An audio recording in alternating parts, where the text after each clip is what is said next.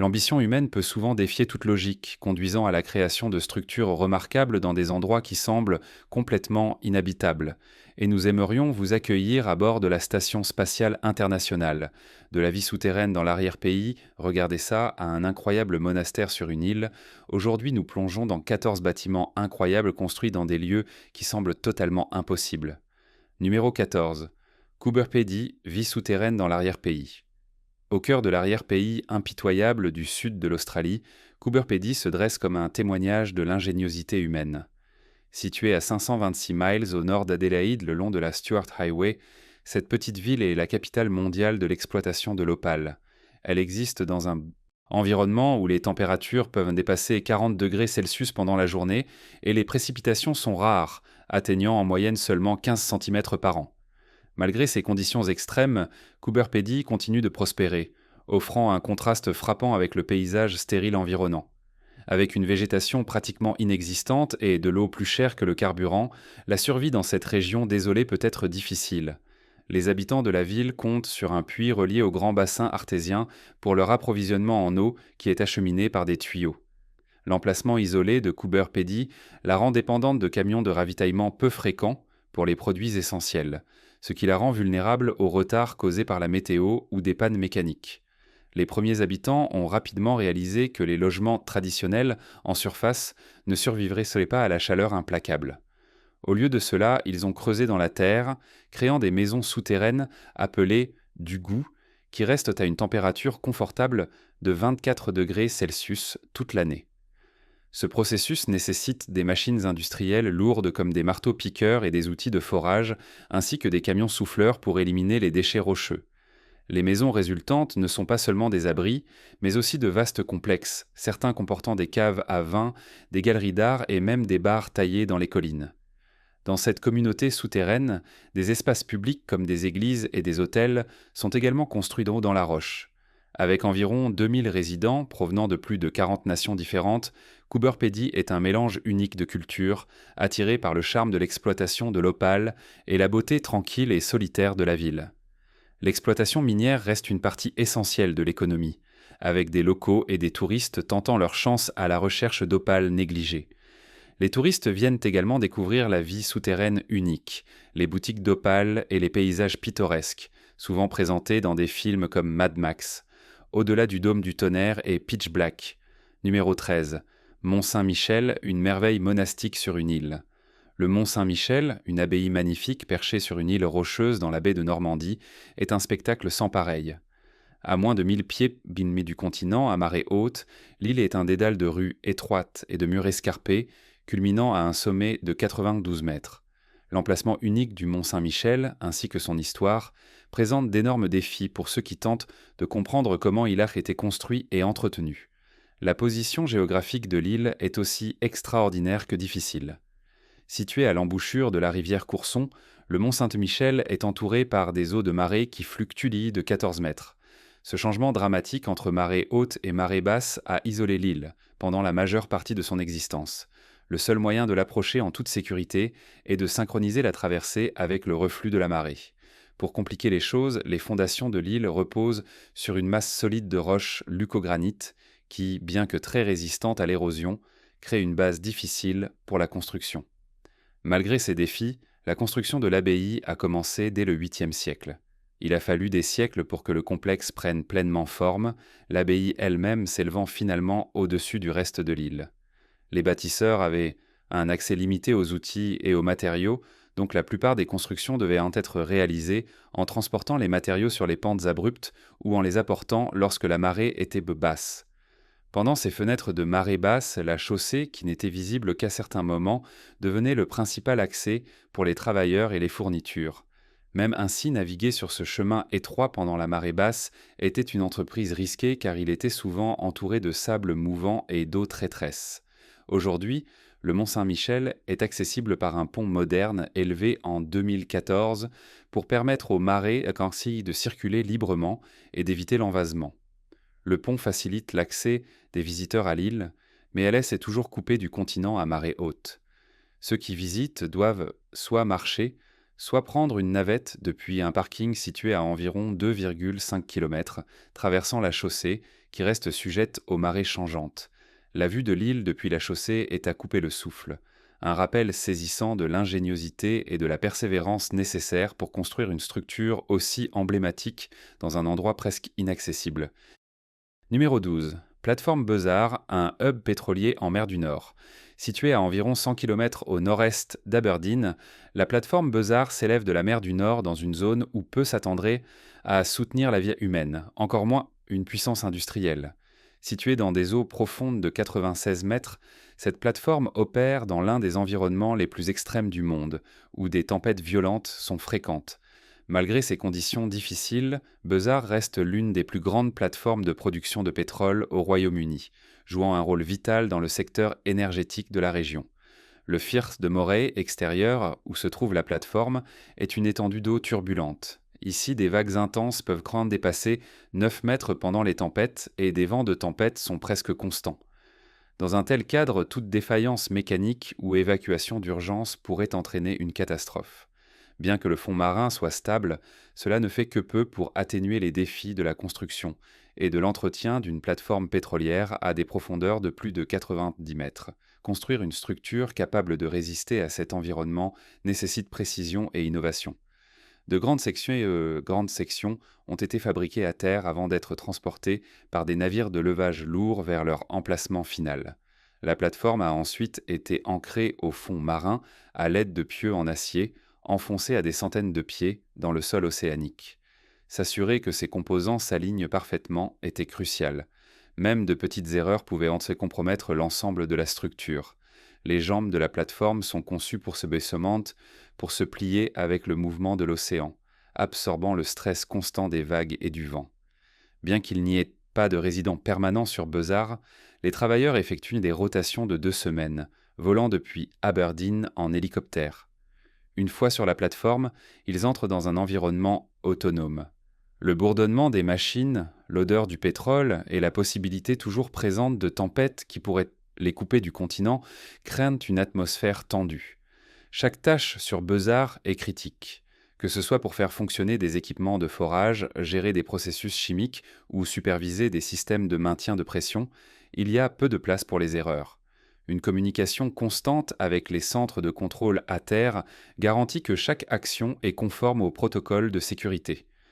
Numéro 11. Cité médiévale, une forteresse dans le ciel. La cité médiévale, perchée haut au-dessus de la rivière Aude à Carcassonne, France, est une merveille ancienne qui semble presque impossible à s'entretenir. Avec ses immenses doubles murs et 52 tours, la forteresse domine le paysage.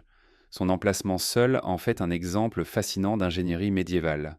Construite sur un promontoire rocheux étroit, la ville se trouve à environ 150 mètres au-dessus du niveau de la mer, entourée de pentes abruptes. Le terrain naturel offre peu de fondations stables, rendant la construction et l'entretien d'une forteresse aussi massive un exploit remarquable. Cette citadelle a une histoire qui remonte à l'époque romaine. Les premiers bâtisseurs ont travaillé avec des ressources limitées, transportant des pierres sur les pentes abruptes de la colline. Le paysage inégal et accidenté a rendu le transport des matériaux particulièrement difficile. Comme si l'emplacement n'était pas assez difficile, une grande partie de la zone environnante a été inondée au XXe siècle lorsque un barrage a élevé le niveau de l'eau dans la rivière. Pendant les périodes de sécheresse extrême, des vestiges de structures submergées peuvent être vus émerger de l'eau, un rappel en temps du coup du progrès. Lorsque les Romains ont commencé à construire la citadelle, ils ont posé de solides murs en pierre ancrés profondément dans le socle rocheux. De grandes tours, certaines mesurant 14 mètres de haut, ont été placées stratégiquement pour offrir un avantage défensif. Leur conception semi-circulaire aidait à dévier les projectiles lors des sièges.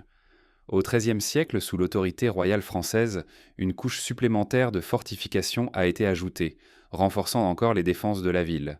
La construction dépendait largement du travail humain et animal, car des machines lourdes n'étaient pas disponibles. Malgré la difficulté de construire ici, la ville n'était pas seulement un bastion militaire. À son apogée, la citadelle abritait une communauté florissante de près de 4000 personnes. La vie au sein de la forteresse était difficile, mais elle était aussi animée par le commerce et les échanges. Aujourd'hui, la cité médiévale reste un trésor historique, attirant des visiteurs du monde entier. Des routes modernes offrent désormais un accès plus facile aux Cite, mais la montée finale vers la citadelle se fait encore à pied, en naviguant dans des rues étroites et pavées. Bien que la population ait considérablement diminué, elle reste un symbole de résilience et de détermination, préservant son héritage en tant que l'une des forteresses médiévales les plus redoutables jamais construites. Numéro 10. La ville souterraine de Montréal, un réseau sous les rues. La ville souterraine de Montréal, connue sous le nom de réseau, s'étend sur une vaste superficie sous la ville, reliant des immeubles de bureaux, des centres commerciaux, des hôtels, des universités et des systèmes de transport public. Ce qui peut sembler à première vue comme un simple développement urbain est en réalité un projet hautement complexe et ambitieux, soigneusement construit et entretenu dans un endroit qui présente des défis uniques. Ce labyrinthe souterrain est bien plus qu'un simple moyen de se déplacer d'un endroit à un autre. C'est un véritable monde qui existe sous les rues animées de l'une des villes les plus fréquentées du Canada. Le réseau se trouve sous le quartier central des affaires de Montréal, l'une des zones les plus densément peuplées de la ville. Son développement initial a commencé à l'entrée sud du tunnel du Mont-Royal, un emplacement qui présentait plusieurs obstacles significatifs. Tout d'abord, la zone se situe sur une partie de la chaîne du Mont-Royal, qui est notoirement difficile à développer en raison de son terrain rocheux. Deuxièmement, créer ces connexions souterraines tout en gérant simultanément les milliers de personnes se déplaçant en surface à tout moment ajoutait une couche de complexité supplémentaire. Enfin, alors que Montréal continuait de s'étendre, les ingénieurs devaient s'assurer que les structures qu'ils construisaient pouvaient les supporter les développements futurs sans mettre en danger les bâtiments déjà existants. Aujourd'hui, la ville souterraine s'étend sur environ 32 km de tunnels et abrite plus de 1600 unités de logement, avec de nombreux magasins, bureaux et entreprises. Le réseau comprend plus de 120 points d'accès et au quotidien, il sert plus d'un demi-million de personnes. Un avantage majeur de ce vaste système souterrain est son intégration transparente avec le système de métro de Montréal, permettant un accès facile au transport. Cette connexion assure un mouvement fluide à travers les tunnels. Mais maintenir le réseau souterrain fonctionnel est un défi constant. Les tunnels sont soigneusement climatisés et bien éclairés. Cependant, des inspections régulières sont nécessaires pour garantir que l'infrastructure reste stable et sûre. En 2007, un problème significatif est survenu lorsqu'une fissure de 7 mètres a été trouvée dans l'un des tunnels. Cette fissure représentait une menace potentielle pour l'intégrité de l'ensemble du système, ce qui a conduit à des fermetures partielles pendant que des réparations étaient effectuées. Les équipes ont travaillé avec diligence pour stabiliser le tunnel, installant plus de 1000 supports en métal pour prévenir d'autres dommages. Cet événement a mis en évidence le besoin constant de surveillance et d'entretien minutieux de ce réseau souterrain. Malgré les défis, la ville souterraine de Montréal reste l'un des développements souterrains les plus uniques et fonctionnels au monde. Numéro 9. Le refuge Langagarbe, un abri isolé dans les Highlands écossais. Niché dans les Highlands écossais accidentés, le refuge Langagarbe se trouve dans la vallée de Glenadive, à côté de la rivière Coupal. Bien que le refuge lui-même puisse sembler être une structure modeste, son emplacement est loin d'être ordinaire. Situé juste à côté de l'A82, la route principale à travers la vallée, le refuge est entouré par la présence imposante de l'une des montagnes les plus redoutables d'Écosse. Les falaises abruptes de Stapdrag, atteignant une hauteur vertigineuse de 1000 mètres, surplombent devant la région, faisant de cet endroit un lieu aussi impressionnant que difficile d'accès. Le terrain entourant le refuge est rocailleux et inégal, avec des menaces constantes posées par le temps notoirement imprévisible de l'Écosse. La région est connue pour ses transitions brusques entre un ciel dégagé et des tempêtes soudaines, et le refuge se trouve à côté d'une rivière qui peut gonfler rapidement après de fortes pluies, créant des risques d'inondation significatifs. Malgré ces défis, le refuge a réussi à persister dans cet environnement difficile pendant de nombreuses années, un témoignage de la détermination de ceux qui l'ont entretenu. Initialement construit comme une maison de fermiers, le refuge Langagarbe servait une communauté de fermiers qui cultivaient les terres environnantes. L'agriculture est un système traditionnel pratiqué dans les Highlands écossais, où de petites communautés rurales comptent les unes sur les autres pour survivre et partagent des ressources. Le refuge était un abri vital pour ces fermiers qui élevaient du bétail et cultivaient des cultures dans une région connue pour ses conditions de culture difficiles. Le terrain escarpé rendait l'agriculture un combat constant, le temps forçant souvent les travailleurs à faire face à la neige en hiver et à des pluies intenses au printemps et à l'automne. Au fil du temps, le refuge Langagarb a été transformé d'une simple maison de fermier en un dortoir fonctionnel géré par le Scottish Mountaineering Club. Ce changement reflète le passage d'une utilisation agricole à une utilisation récréative, car le refuge offre désormais un lieu de refuge pour les randonneurs et les grimpeurs qui s'aventurent dans les Highlands. Ces visiteurs viennent se défier avec les ascensions de montagne ou explorer les glenns environnants, mais ils viennent aussi pour expérimenter la beauté et la solitude de la région, qui reste largement intacte par le développement moderne. Numéro 8. La Station spatiale internationale vivre en orbite basse terrestre. La Station spatiale internationale, positionnée à environ 400 km au-dessus de la surface de la Terre, existe dans l'un des endroits les plus extrêmes et les plus difficiles jamais choisis pour l'habitation humaine.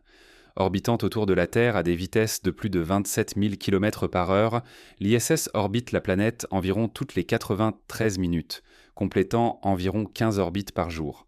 De ce point de vue, les astronautes expérimentent 16 levées et couchers de soleil chaque jour, mais la vue est trompeuse. L'environnement dans lequel l'ISS opère est tout sauf serein. L'ISS occupe une région de l'espace connue sous le nom d'orbite terrestre basse, ou LEO, qui bien que moins éloignée de la Terre que certaines autres stations spatiales, est une zone chaotique et assez trop haut risque. L'ISS doit faire face à des micrométéoroïdes et des débris spatiaux, qui, malgré leur petite taille, se déplacent à des vitesses dépassant 35 000 km par heure. Même une petite particule de débris peut causer des dommages significatifs à la station, perforant sa coque extérieure ou endommageant des équipements vitaux. En plus de ces dangers, la station doit également endurer des fluctuations de température extrêmes, allant de 120 degrés Celsius au soleil à 157 degrés Celsius dans l'ombre. Construire l'ISS a été une tâche monumentale qui a pris plus de 2 décennies à achever. Au cours de cette période, d'énormes modules, pesant parfois plus de 18 000 kg, ont été lancés dans l'espace à bord de fusées et de navettes. Les astronautes ont effectué des sorties dans l'espace pour assembler manuellement ces composants, connectant des lignes électriques et s'assurant que tous les joints étaient anti-étanches. Ce travail, effectué dans le vide de l'espace tout en portant des combinaisons encombrantes et pressurisées, était physiquement exigeant et mentalement épuisant. Depuis le 2 novembre 2000, l'ISS est habité en continu, avec des astronautes tournant régulièrement lors de missions. Vivre à bord de l'ISS est loin d'être facile. En général, 6 astronautes vivent et travaillent à bord de la station, bien que la taille de l'équipage puisse augmenter jusqu'à 13 lors des transitions d'équipage. Leurs journées sont strictement structurées, les astronautes travaillant 10 heures par jour pendant la semaine et 5 heures le samedi. Leurs tâches incluant la réalisation d'expériences scientifiques, l'entretien de l'équipement de la station et la surveillance de ses systèmes. Pour maintenir leur santé et leur poids, les astronautes doivent faire de l'exercice pendant 2 heures par jour pour prévenir la perte de muscles et d'os. L'ISS a un rythme distinct et le sommeil, les repas et le travail se déroulent tout dans cette routine rigoureuse, les astronautes se sécurisant dans de petits espaces pour éviter de dériver pendant leur sommeil. Malgré les risques, l'ISS offre un environnement unique pour la découverte scientifique, permettant des recherches qui seraient impossibles sur Terre. Tant pour le sujet intéressant. Dans une découverte étonnante, des archéologues ont récemment découvert un château perché de manière précaire au sommet d'une falaise volcanique dans une zone auparavant considérée comme inhabitée. Le château, connu sous le nom de forteresse céleste, a été construit il y a des siècles, ses tours atteignant les nuages tandis que le volcan fumant en dessous crée un décor étrange.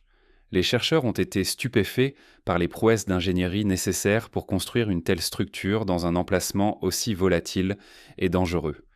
Les ruines montrent des preuves d'architecture complexe et de techniques avancées, suggérant que la civilisation responsable possédait des connaissances et des compétences bien au-delà de leur époque. Bien que le volcan reste actif, l'emplacement du château offre une vue à couper le souffle, presque mythique, sur le paysage environnant. Les légendes locales parlent de cet endroit comme d'un foyer pour des rois anciens qui pouvaient y contrôler les forces de la nature, mais la véracité de ces histoires demeure un mystère. Quel secret la forteresse céleste pourrait-elle révéler sur les civilisations anciennes ? Pourrait-il s'agir de la découverte d'un royaume perdu autrefois considéré comme un mythe ? Faites-le nous savoir dans les commentaires avec le hashtag sujet intéressant. Numéro 7. Le monastère de Tatev, un sanctuaire en bord de falaise. Le monastère de Tatev, perché de manière spectaculaire au bord d'une falaise escarpée, est une merveille à couper le souffle dans le sud-est de l'Arménie. Dominant le ravin accidenté de Vorotan, le monastère est un spectacle à voir, entouré de profonds ravins et d'un terrain rude. Le paysage naturel est tout sauf clément, pourtant ce complexe monastique a survécu pendant plus de 1000 ans, soulevant la question: comment les bâtisseurs ont-ils réussi à transporter les matériaux vers un endroit si inaccessible?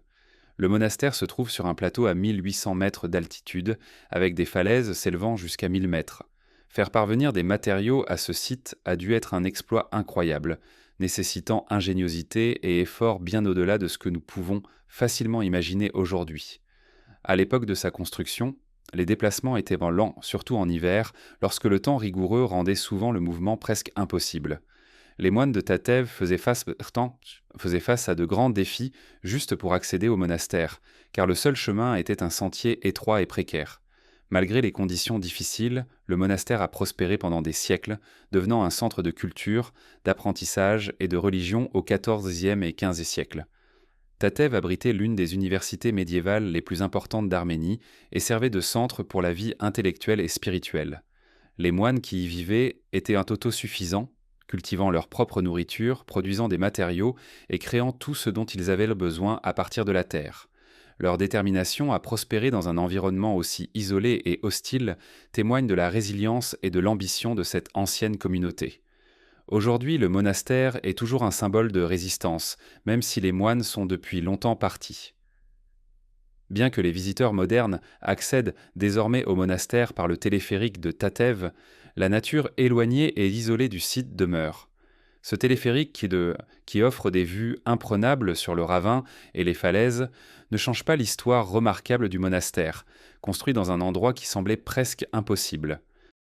Numéro 6. Temple de Kailasa taillé dans la pierre. Le temple de Kailasa dans les grottes d'Ellora en Inde est un exploit d'ingénierie ancienne qui continue d'étonner les gens à ce jour. Ce vaste temple hindou dédié au seigneur Shiva a été sculpté dans un seul bloc de roche, ce qui en fait l'une des réalisations architecturales les plus extraordinaires au monde. Construit entre 757 et 783 après Jésus-Christ, sous le règne de Krishna le Fir, le temple est une véritable merveille, non seulement en raison de son échelle, mais aussi à cause de son emplacement incroyablement difficile sur une falaise de basalte verticale. À 2000 pieds au-dessus du niveau de la mer, le temple se dresse sur un haut plateau entouré de falaises abruptes. Le temple lui-même est composé de 200 000 tonnes de roches, toutes excavées à la mise en temps, et jouées à la main en n'utilisant rien d'autre que des outils primitifs, comme des marteaux et des ciseaux.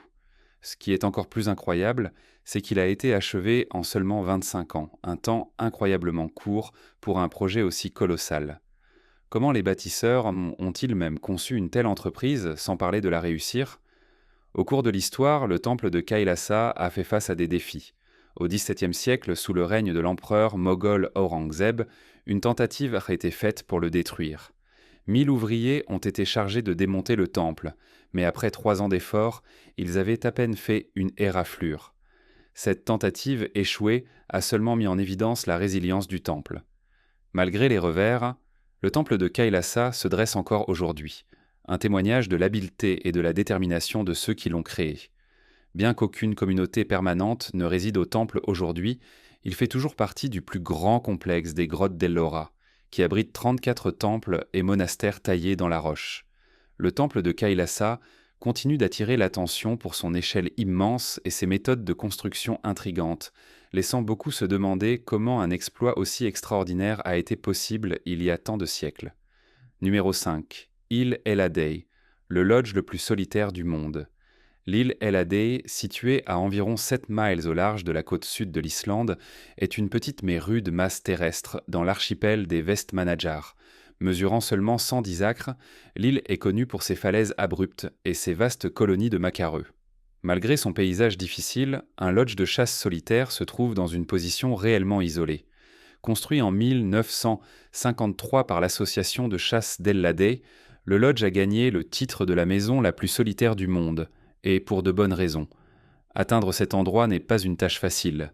Les falaises de l'île s'élèvent reintes brusquement depuis la mer, rendant presque impossible l'accès par bateau, surtout par mauvais temps. Les visiteurs qui parviennent à arriver doivent braver des eaux froides et traîtresses avant d'atterrir sur une plage étroite. De là, ils font face à la tâche ardue de gravir une colline escarpée pour atteindre le lodge lui-même. Avec un environnement aussi éloigné et accidenté, il n'est pas surprenant que personne ne vive en permanence sur l'île Elladeh. Le lodge n'est utilisé que saisonnièrement, principalement par des membres de l'association de chasse qui s'y aventurent en tel pour échapper à la nature sauvage. Bien qu'aucune population permanente ne réside sur l'île, elle est devenue l'objet de beaucoup d'intrigues, en partie à cause des rumeurs liant l'île à la chanteuse islandaise Björk. Cependant, la vérité derrière l'utilisation du lodge est bien moins glamour. La structure sert de retraite rustique pour les passionnés de chasse, offrant un environnement simple et isolé pour profiter de la nature. Bien qu'il soit techniquement possible de passer la nuit, les conditions sont difficiles, et quiconque le fait doit être préparé à une solitude totale et au défi de l'isolement. Malgré les difficultés, passer du temps au lodge offre une expérience inégalée de véritable isolement.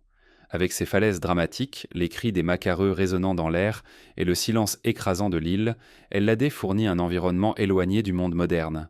Cette petite île et son lodge peuvent être éloignés et inhospitaliers, mais pour ceux qui recherchent la solitude dans sa forme la plus pure, cela reste un endroit extraordinaire. Numéro 4. La Rinconada, la ville la plus haute du monde. À une altitude de 16 732 pieds, la Rinconada dans les Andes péruviennes est le plus haut établissement permanent de la Terre. Située dans un environnement austère et impitoyable, cette ville minière existe dans un endroit où l'air est rare, le temps est dur et la vie semble presque impossible. Mais malgré son emplacement extrême, la Rinconada a réussi à survivre, principalement grâce à une chose, l'or. La Rinconada se trouve dans la région de Yonca, une zone reculée où peu de gens envisageraient même de construire un établissement. L'altitude élevée et les faibles niveaux d'oxygène rendent la vie difficile, de nombreux résidents souffrant d'hypoxie, une condition causée par un manque d'oxygène.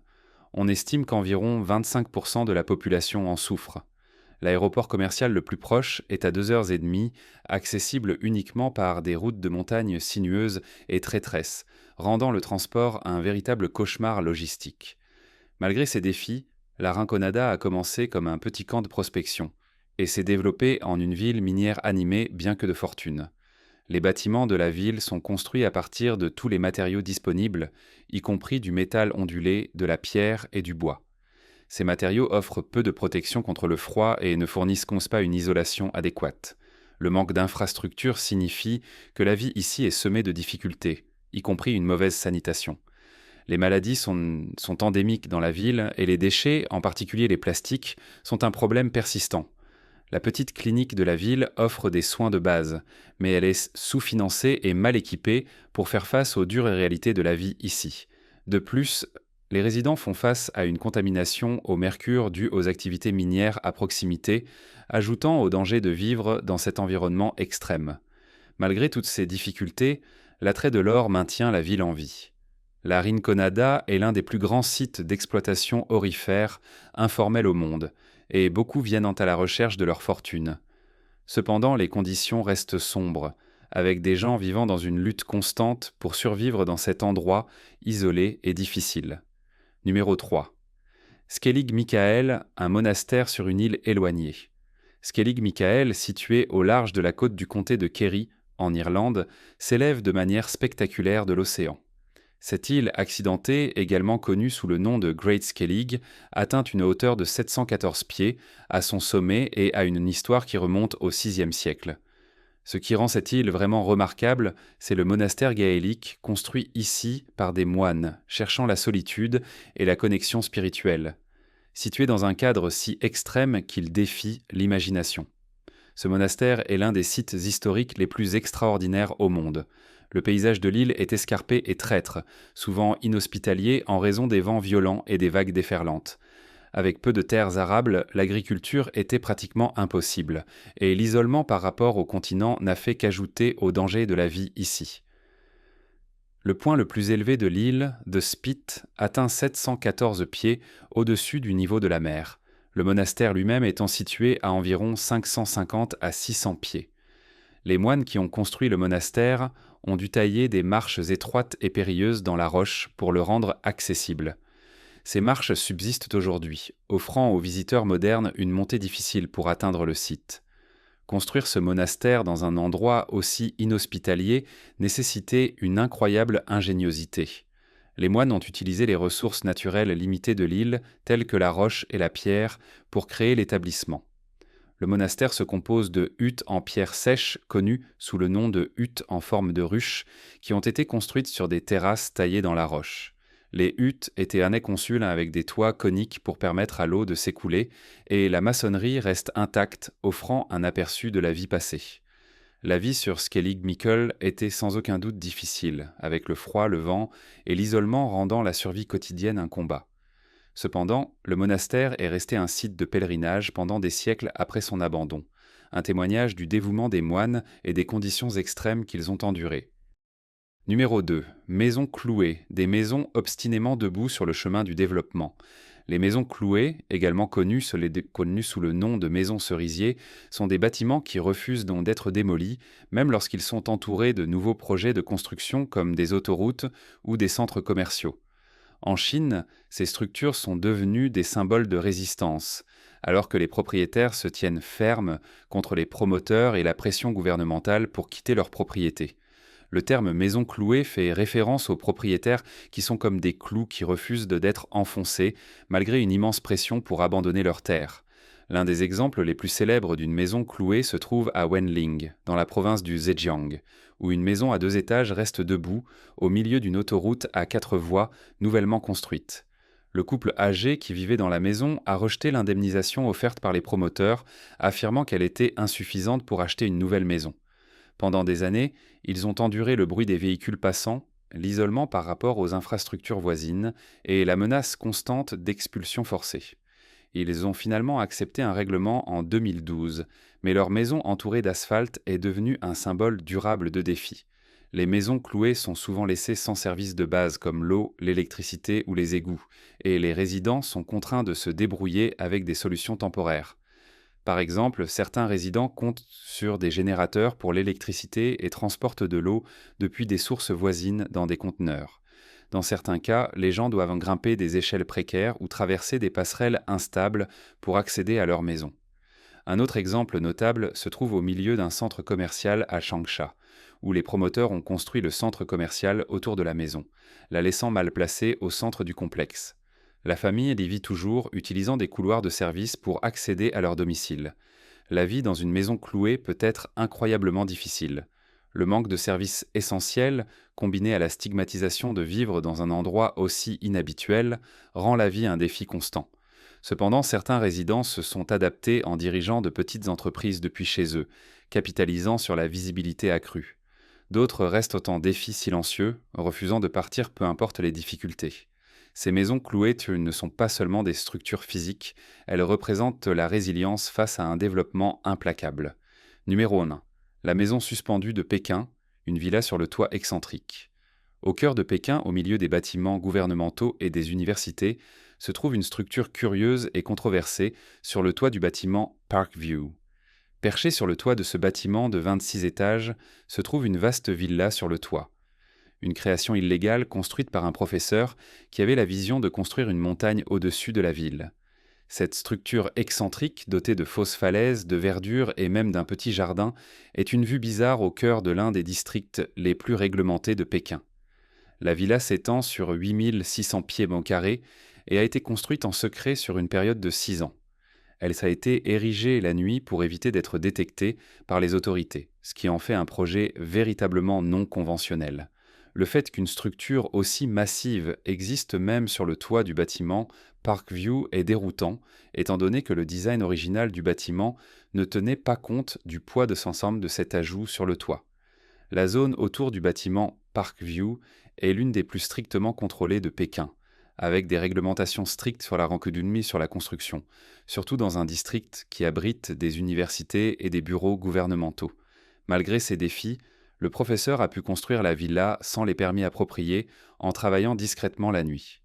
Le processus de construction a impliqué l'utilisation de cordes pour hisser les matériaux jusqu'au toit, provoquant des plaintes de résidents qui entendaient le bruit et voyaient d'entre eux des débris tomber dans la rue en dessous. Le bâtiment n'a jamais été conçu pour supporter un tel poids, et sa structure défie à la fois la logique et les limites légales qui régissent généralement le développement urbain, à Pékin. La création de cette villa sur le toit reste un mystère, tant par son audace que par sa longévité. Bien que son existence soit une violation claire des codes de construction, elle demeure un témoignage de la détermination du professeur et de la manière non conventionnelle dont il a construit sa maison au sommet de la ville. Lequel de ces lieux impossibles vous a le plus impressionné? Faites-le nous savoir dans les commentaires ci-dessous. À la prochaine fois.